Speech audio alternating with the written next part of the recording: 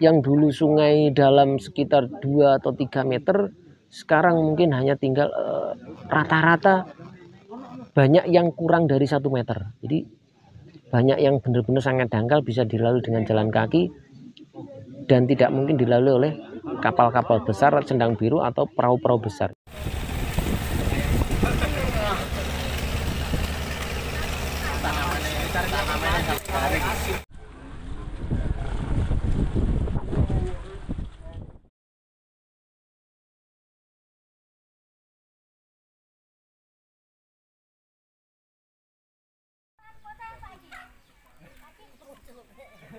Desa ini sudah mengalami banjir yang pernah saya rasakan, bukan dari cerita, mungkin ya lebih dari 8 atau 10 kali, yang mungkin saya ingat dari masa saya anak-anak sampai saya kembali lagi ke Malang Selatan, seperti itu. Jadi mulai tahun yang paling saya ingat itu di banjir besar sekitar tahun 2001 dan 2004. Ada banjir yang besar juga di tahun 2017. Yang lebih ketinggian juga sama, di sekitar rumah warga, di dalam rumah itu 1 meter sampai 1,5 meter. Dan terjadi lagi di tahun 2022 itu banjir yang benar-benar saya setelah kembali, menurut warga dan informasi warga itu adalah yang terbesar semenjak 5 tahun terakhir. Nah, karena sungai dan hutan di lingkup yang hulu ke hilir itu selain gundul juga sudah alih fungsi lahan, dan mungkin seperti itu. Dan banjir yang dulu rutin winduan akhirnya terjadi tidak menentu, dan puncaknya pasti di musim penghujan. Itu yang dulu banjir cukup di kawasan sungai ataupun ditampung oleh sungai, karena sungai dulu itu adalah dalam dan tidak sampai meluap ke rumah warga atau ke pemukiman.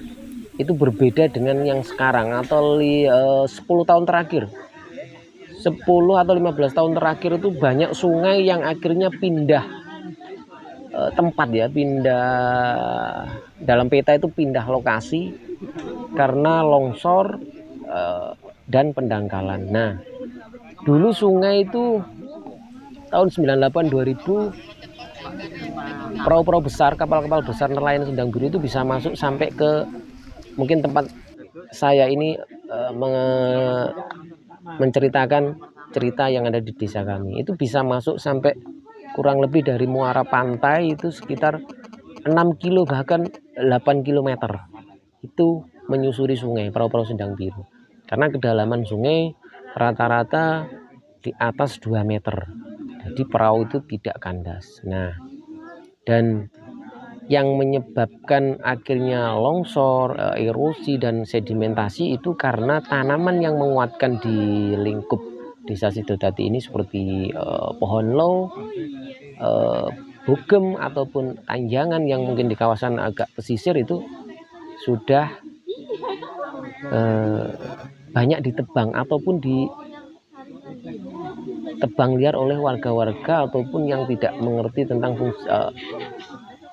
fungsi dari tanaman tersebut. Nah, puncaknya di tahun 2005, 2006, 2007 lah. Sebelum saya keluar dari Malang itu pohon low masa kecil saya tuh yang katakanlah banyak, itu bisa dikatakan hampir punah. Dan dari mungkin ratusan bahkan ribuan, dari mulai Kedung Banteng mengarah ke muara pantai Ungapan, Sungai Bambang dan Sungai Bajulmati, itu sekarang bisa dihitung dengan jari, mungkin seperti itu, yang besar-besar atau tanaman-tanaman yang dulu pernah ada. Nah, puncak banjir 2022 itulah yang membuat kami yang mengatasnamakan komunitas Tegal Sari Maritim ini membentuk sebuah perkumpulan belajar dari pengalaman musibah yang pernah terjadi, berkumpul bersama-sama,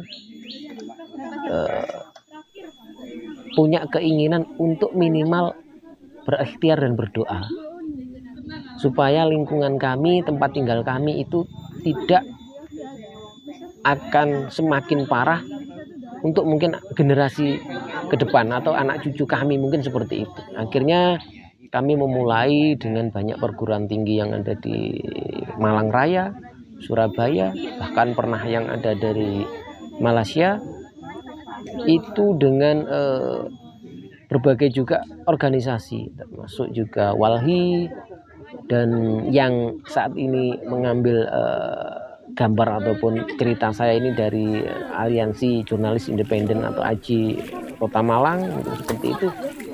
Jadi yang membuat kami semakin semangat untuk melakukan kegiatan ini, juga dalam artian membantu untuk mengajak semua orang untuk peduli tentang lingkungannya, tidak harus bertumpu kepada mungkin materi yang banyak, tapi kalau tidak ada keinginan pastinya itu tidak akan tercapai. Jadi mungkin cerita-cerita yang ada sangkut pautnya tadi membuat kami semakin giat, semangat bahwa bisa jadi 20 tahun ke depan tempat kami ini tinggal cerita, mungkin seperti itu, karena ketidakpedulian manusianya sendiri untuk melakukan perbaikan lingkungan atau kebaikan kita untuk alam, mungkin seperti itu.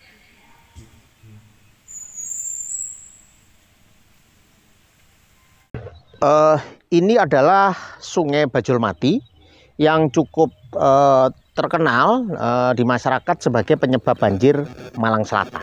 Nah, sungai ini rutin sebetulnya banjirnya, ya di sini orang bilang kadang sewindu 8 tahun sekali, kadang ada juga lebih dari itu, jarang yang setahun 2 kali misalnya. Nah, sekarang sedang terjadi. Nah, apa yang menyebabkan sungai ini kemudian menjadi banjir bisa setahun 2 kali? Ini kawasan hilir.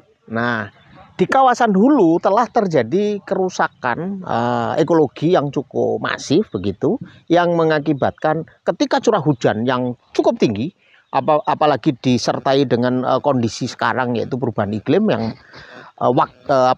musim hujan tidak menentu. Nah, ketika terjadi musim hujan sangat ekstrim dan sangat tinggi, maka kemudian ini menjadi meluap ke bawah dan di atas tidak ada tangkapan air yang sempurna untuk menangkap itu.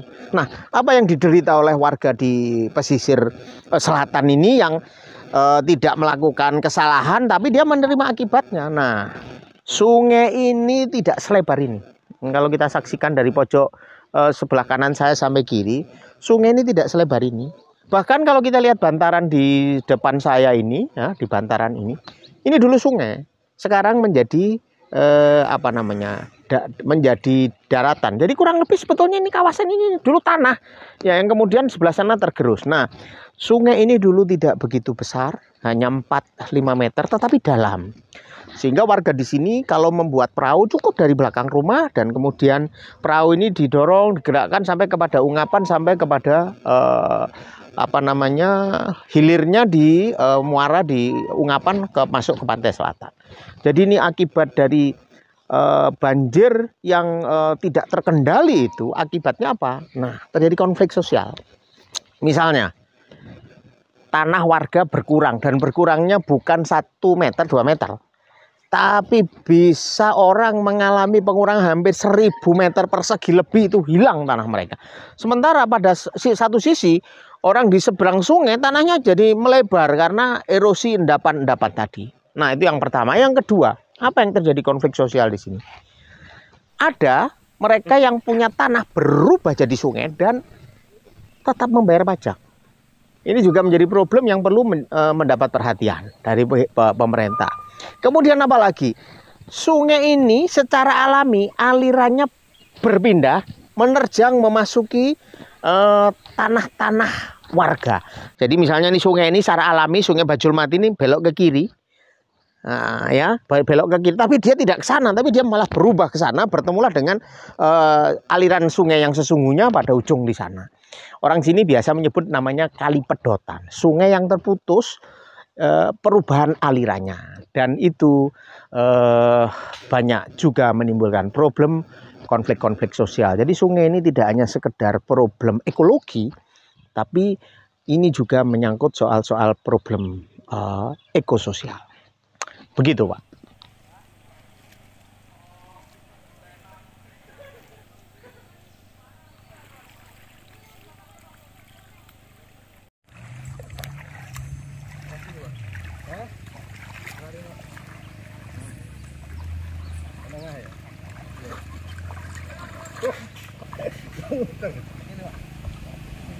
Kiri. Nah, kiri. Nah, wes. Kanan kiri. Kiri. Putar kanan. Balik putar-putaran. Oh.